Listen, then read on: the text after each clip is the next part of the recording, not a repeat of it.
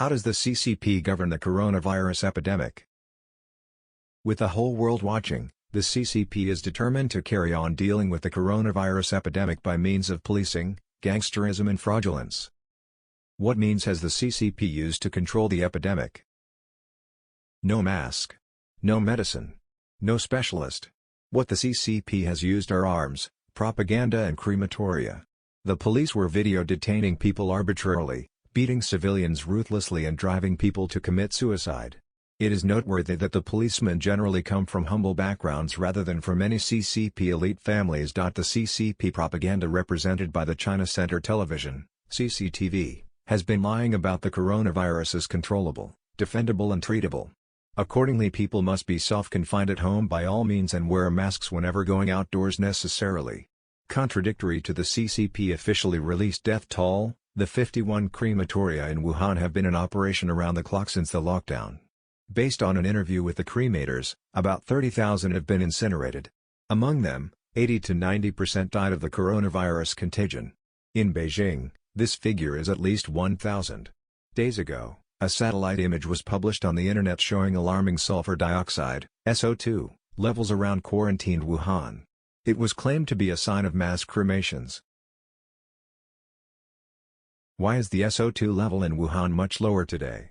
Informed of the internet exposure of the high SO2 level in Wuhan, Han Zheng and Sichuan issued an order to sort out the crematoria within 24 hours. The biochemical troop of the People's Liberation Army was immediately dispatched to reform all crematoria in Wuhan. SO2 reducing devices are installed. Incinerators are replaced by gasifiers, as once used by Hitler's Nazi. Now the crematoria can vaporize a dead body instantly with limited SO2 detected. Besides Wuhan, the CCP also ordered to solve the SO2 issue in other cities and provinces with severe epidemic conditions such as Beijing, Chongqing, Anhui, and Shanghai. How does the CCP hide true information about the epidemic? In Wuhan, Anhui, and Shanghai, the CCP has further tightened internet control. Specifically, it enforces 3 bans for sharing the information about the epidemic conditions. 1. Ban discussion and dissemination of any information about infected patients. 2. Ban sending epidemic-related information to overseas. 3. Ban foreign press from acquiring any information about the epidemic regions. What effects are expected for the Chinese people?